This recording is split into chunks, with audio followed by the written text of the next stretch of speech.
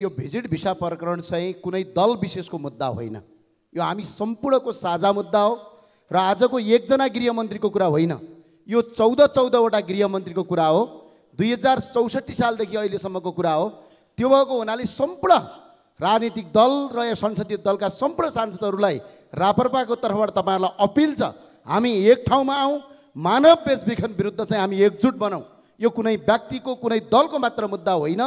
आज हजारौं मान्छेहरू बेचिएका छन्, लाखौं मान्छेहरू बेचिएका छन्, आज अल्पत्र परेका छन्। जनताले दिएको विश्वासलाई हामी घात नगरौँ। त्यही भएर सबैलाई अपील हुन अनुरोध छ।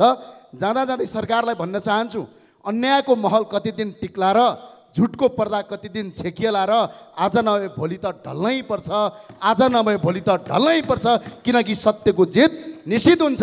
यो जबसम्म यो भिजिट भिसा प्रकरणमा छानबिन समिति बन्दैन र संसदमा एउटा दलको पनि त्यतिकै हैसियत हुन्छ, एकजना सांसदको पनि त्यति नै हैसियत हुन्छ, संसदमा विरोधका बावजुद पनि संसद चल्यो भने रापरपाले आज पनि संसद बहिष्कार गर्छौं। यो सभामुखज्यूलाई म अपील र अनुरोध गर्न चाहन्छु, हाम्रा समस्याको समाधान सरकारले गरोस्। सभामुखज्यूले भूमिका खेलुन्, सभामुखज्यूलाई पनि बाध्य नपारियो सरकारको तर्फबाट म यो अपील गर्न चाहन्छु।